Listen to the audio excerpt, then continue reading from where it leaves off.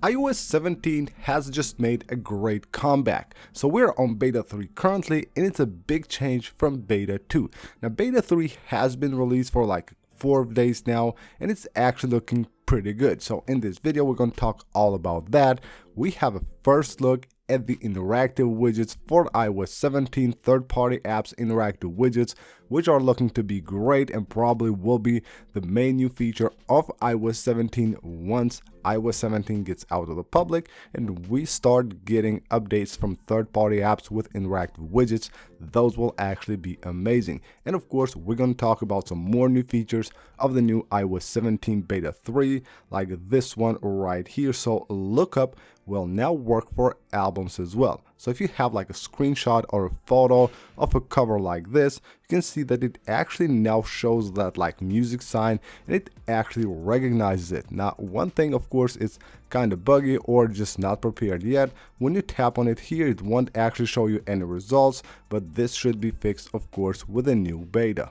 New to iOS 17 beta 3 is also a new upload screen for Safari. When you go to upload any of your pictures from your camera roll, you will get the options right here. Now when you go here, you will have a few different options. So you will have location and captions. You can go ahead and enable or disable those for when uploading the picture, and then you will also have these new things right here. So you will have size. You can choose from the full size to large, medium, or small. You will also have the format, so you can choose the most compatible format or the automatic one, or just upload it on the current format as it is. New on the weather app here with iOS 17 beta 3 are averages for temperature. So when you go to the weather app, you will have all these like basically like different parts which shows different information, and now you will have averages right here. So it will basically show you the averages for the temperature for that certain location. There are a few changes under the privacy settings as well when you go to your picture. So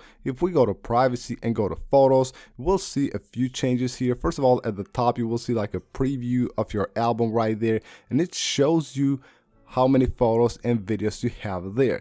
Then once you scroll down here and you go to one of your apps, you can see if we go to Instagram right here, we have none, limited access, and full access. So we have wording change there as well. So that text has changed, and also just underneath that it will show you the number of pictures that you have on your camera roll. So if we allow full access, it shows you to how many pictures and videos it does have access to.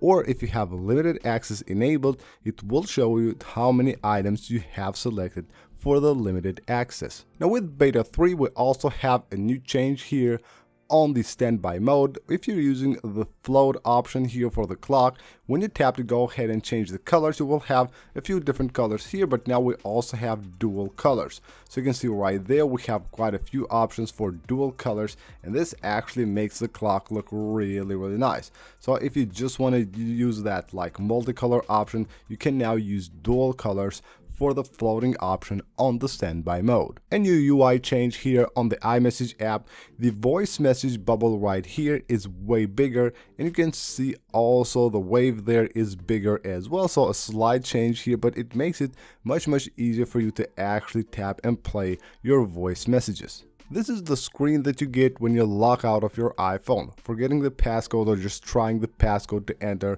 for a few times. Now with iOS 17 beta 3, this will show up after only 5 wrong passcodes. Previously you had to enter way more. Now when you have entered 5 times the wrong passcode, it will show you the screen from where of course you can go ahead and try to reset your device in order to recover it if you just forgot the password of your device. Of course, in this case you will need to use the app ID. Now this right here is really cool. On the spotlight search of iOS 17, if you search for an artist, when it shows the results from that artist, it will actually also show you right there the icon of an app. But that won't be the same for everyone. This is why iOS is just great. It basically learns what you do. So in my case, I use Spotify on my device. If you use Apple Music, or I've seen also screenshots on Reddit from people that use YouTube Music, and it will recognize that and it will show you the icon right there. Now what this does is that it allows you to open that artist on the app that you use. I can simply tap there and it will open to the Snoop Dogg page on my Spotify app. The Apple Music app on iOS 17 Beta 3 has a new really interesting option. It is called Preview Only for Me. Now this will work when you have your device streaming music connected to a Bluetooth device. So if you're streaming on like maybe a speaker, this will preview it only for you. Now I have the screenshot from Reddit, iOS Beta subreddit. I don't know how this exactly will work, but probably if you have like headphones or something like that, you will be able to play it only on your headphones and not on the Bluetooth speaker. That way you can of course preview the song before actually playing it on the Bluetooth speaker. Now when you're playing music and of course streaming it, and you have actually like different devices where you're streaming it, you will get now a new icon for group devices right here on the music player. Whether you're looking at it from the dynamic island or on your lock screen, you will get this little new icon. There's a new placeholder icon on the settings on the iCloud settings. So if you go at your settings, go at the top of them and you go to Apple ID, if you don't have a picture there, you will see this new icon. And now let's talk about something really interesting. Why I think iOS 17 has made a great comeback from iOS 17 Beta 2 to iOS 17 Beta 3. Well, with Beta 2 and of course Beta 1, most people had terrible battery life on their devices. In my case, it was like average, but now with iOS 17 Beta 3, it is actually looking really good. So just take a look at these battery times right here. Now, just keep in mind that this battery is at 92% battery health right there. And let's take a look at the last few days. So here we have yesterday. So we got there, what, about 120% battery, 12 hours and 21 minutes on screen. That's just great. And then we have here, of course, 125. We got there 10 hours, and then we got here like maybe 90% battery, almost 9 hours on screen time. This is actually looking really good. I know this is not the best battery life ever, but you'll have to keep in mind with that we're just on Beta 3 of such a big update, and of course things will improve in the near future, but for now it is looking really good. And performance wise also, the device is actually running really smooth, and some really annoying bugs have actually been fixed, like the keyboard bug that has been fixed. It was really annoying, especially on the spotlight search, but now it's looking much better. Now when talking about performance, we also have here the latest Geekbench score that I just took today from iOS 17 Beta 3. It is actually looking kind of similar to Beta 2, so we have 2,644 there on the single core score, and we have 6,799 on the multi-core score. Now iOS 17 is scoring way better than iOS 16 on Geekbench, so I believe this is actually quite a good update, and I'm really impressed, especially with Beta 3, the performance and the battery life that I'm getting on these first 3 or 4 days since I have this update on my device is actually looking really great. So if you have iOS 17 Beta 3 on your device, let me know right down below in the comments, how is battery life on your device? Is it way better, or is it similar to iOS 17 Beta 2? Now before we move on and talk about third-party app interactive widgets on iOS 17, and I have one to show with you guys, it's really cool. Let's just go ahead and take a look here at some dates for the next releases. Now the next release will be iOS 17 public beta, and I'm expecting this to happen actually tomorrow.